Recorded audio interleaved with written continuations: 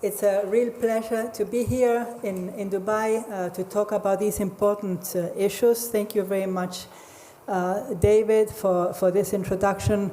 The situation is indeed very worrying, and what we want to achieve here in this meeting is to try to raise awareness among scientists, among policymakers, but mainly among us scientists, about the situation, about the enormous risks posed by nuclear weapons. You've heard a very comprehensive introduction about the situation. I just want to give you some data and to set the stage for a discussion that I hope will be fruitful and trying to think and to lead to ideas. What can scientists do? This is the idea behind it. I will give you a couple of examples on what scientists have been doing in Latin America. Of course, Pugwash is scientists, the Pugwash conferences. But I want to also give you examples from other regions, in particular Latin America, since I'm from Argentina, on what scientists have been doing, but we don't see an equivalent action now by scientists and the general public. And this is what worries us. And I think Brian Schmidt, David Gross, and others and other colleagues, we have organized a couple of meetings last year, conspicuously one in Chicago I will mention, about what we can do. So we want to really think about how we can reach the public and governments to try to see how we can bring not only facts as scientists, but also the scientific rationale, the scientific way of thinking and of confronting problems. So the title is, what can we scientists do to reduce the huge and increasing risks posed by nuclear weapons? So this is a very provoking first slide, but I want to just begin with a very brief history. The first step, this is a picture of the first controlled nuclear chain reaction in Chicago, December 2nd, 1942, 3 years before the first atomic bomb was launched on Hiroshima and the second one on Nagasaki. This was a very interesting experiment where 45 tons of natural uranium, 400 tons of bricks of pure graphite as moderators were used, and cadmium-controlled rods. And this was interesting because it was the first experiment that really led to a controlled nuclear reaction in a fission nuclear reaction. But after this, then there was. So this led to the dual use of nuclear energy. Okay, so for peaceful and for the military uses. This is then produced a very beautiful piece of art by Henry Moore, the nuclear energy, where you have the nuclear explosion at the top and the nuclear energy, the peaceful uses at the bottom, like a structure for civilization. This was done for the 25th anniversary of the bombs. So let's go to the facts. The Trinity test. This was at the height of the Manhattan Project. The Trinity test was performed in New Mexico on the 16th of July, 1945, 16th of July. So it's 3 weeks before the bombs in Hiroshima. This was a 25 kiloton explosion. That was the yield of this atomic bomb, 25 kiloton. Kilo is 10 to the 3, ton is 10 to the 3. So it's 25 million kilograms of TNT. This was the first nuclear test that led to around 2,500 nuclear tests until 1992, where the comprehensive test ban treaty I mentioned set a stop to nuclear tests. But now people, as David said, people are talking about resuming politicians' nuclear tests again. So then 3 weeks later, we had the bombs on Hiroshima on the August 6th, 1945. This one was a fission bomb, uranium-235, 15 kilotons. Remember this number, 15 kilotons. This is a small bomb, if we look at current magnitudes. It produced around 140,000 deaths. This is what Hiroshima looked like a couple of months later.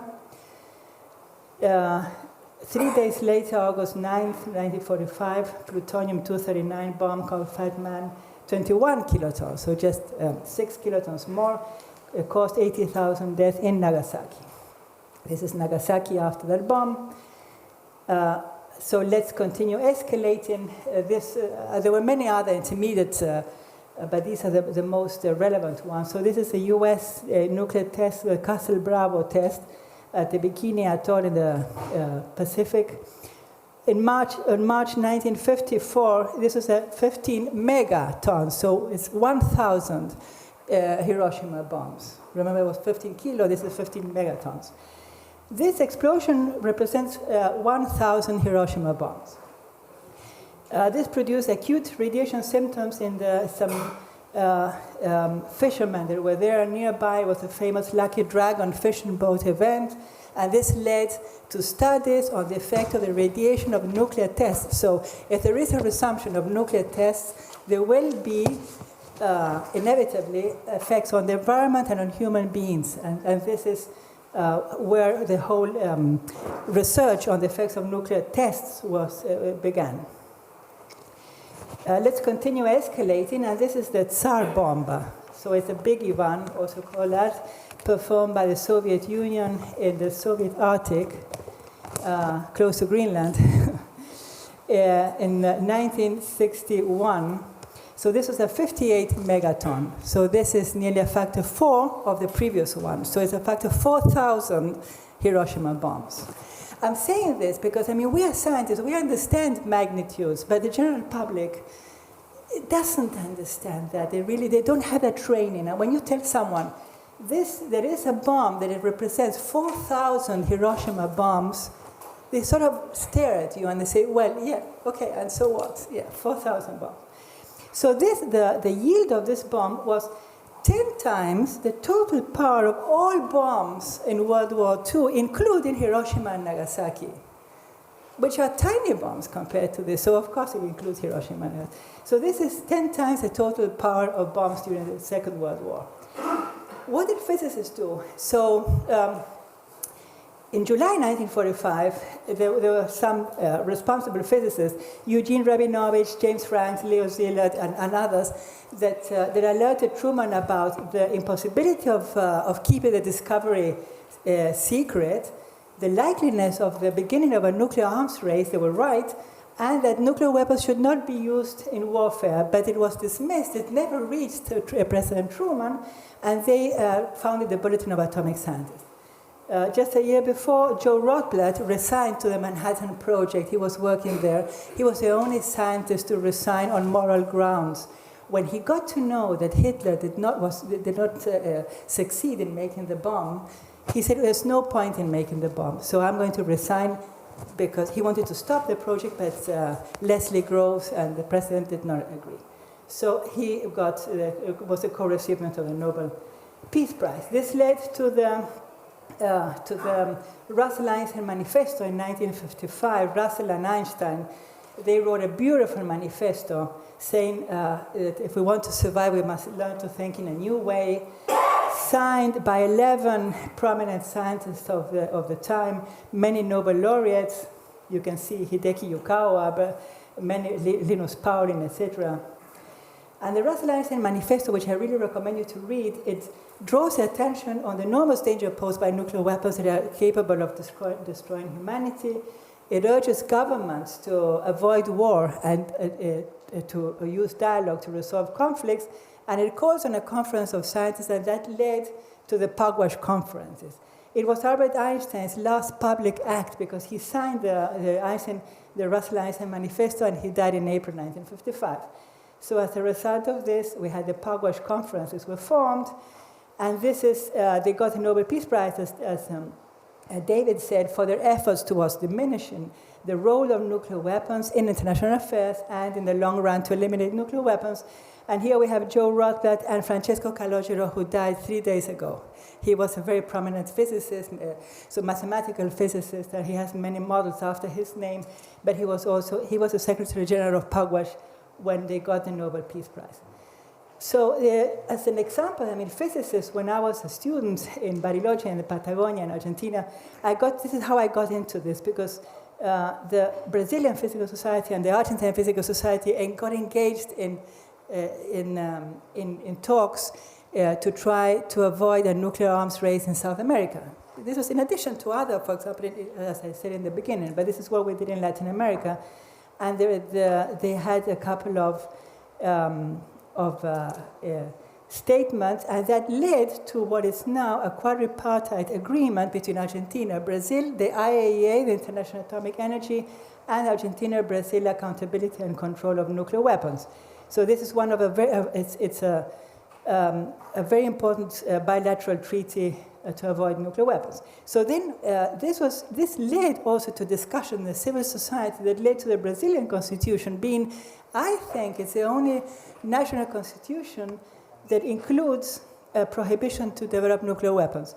It says in its Article 21, all nuclear activity in national territory will be used for peaceful purposes exclusively and under approval by the National Congress. I think this is very important. The Argentine Physical Society has, its code of ethics, also it says that any conscious participation in nuclear weapons or weapons of mass destruction is considered a breach to basic ethical principles. So this is one of the very few, or the only physical society that includes such an article in its text. So where are we today? So this is the evolution in time. You see the years. This is the amount of nuclear warheads. 1945, it was 2 bombs, 3 bombs, and it was increasing. I don't know if I can point, but you see in maybe this, no, around the 1980s, at the peak of the Cold War, we had 70,000 nuclear warheads, and then thanks to different a series of agreements, it went down to what we have now, which is approximately 12,000 nuclear weapons. This is a discrimination between the US in blue stockpile and the Russian stockpile in red. But look how useful international agreements were. But these international agreements are crumbling, so that's a problem now. The amount of nuclear weapons is more or less depicted here. Let me just show you this list. Russia has currently about 5,500 nuclear warheads. France 290, UK 225, to be increased for the first time to 260. The USA has 5,000. China had 410, but it has now increased to 600. Then these are the 5 nuclear weapon states. Then you have other nuclear weapon states declared but not permanent members of the UN Security Council. India and Pakistan with roughly 170, the DPRK, North Korea 50, Israel is estimated to have about 90. And then these are states that are umbrella states that have stored nuclear weapons. Belgium has 15 from the US, Germany 15 from the US. Italy has 2 sites, a total of 35 nuclear weapons from the US as part of NATO. Belarus apparently has nuclear weapons, but it's apparently not. I mean, it's not, but there have been talks. The Netherlands has 15, and Turkey has 20 nuclear weapons. To a total of 12,400 nuclear weapons. And what I want, this is an important number. The total yield of the current nuclear weapons is about 140,000 Hiroshima bomb equivalent. So we have 140,000 Hiroshima bomb equivalent in lead. I won't talk about the treaties because this is something we might discuss afterwards. Just to finish, this is a doomsday clock, so David was mentioning, and this is how the doomsday clock began in 1947, set originally in this, so 7 minutes before midnight, and this is how it went down, minimum. So this is the minimum was when the US and the Soviet Union tested hydrogen bombs. Then it had these oscillations, and the farthest it has been, so the best time in the nuclear weapons in history was in 1991 after the Cold War. But since the end of the Cold War in the 1990-91, we see a decrease, so an approximation to midnight. And now last year we were 89 seconds, now we are 85 seconds to midnight. So this is quite impressive. We have our colleagues working at the University of Chicago and at the Bulletin of Atomic Scientists And they include nuclear weapons, but also emerging technologies like AI, synthetic biology, and climate change. So just to finish, I'd like to quote the Russell Einstein Manifesto, which says the lies before us. If we choose continual progress and happiness, knowledge and wisdom, shall we instead choose death because we cannot forget our quarrels? We appeal as human beings to human beings. Remember your humanity and forget the rest. If you can do so, the way lies open to a new paradise. If you cannot, there lies before you the risk of universal death. And this is literal. To finish, I'd like to stress, well, I don't know what happens, but so the words that we usually, so we always repeat as our mantra is, remember our humanity, remember your humanity, and I hope we can start a fruitful discussion on what to do to reduce this a huge risk, because there are additional problems with treaties, with threats that we want to discuss now in the round table. Thank you very much.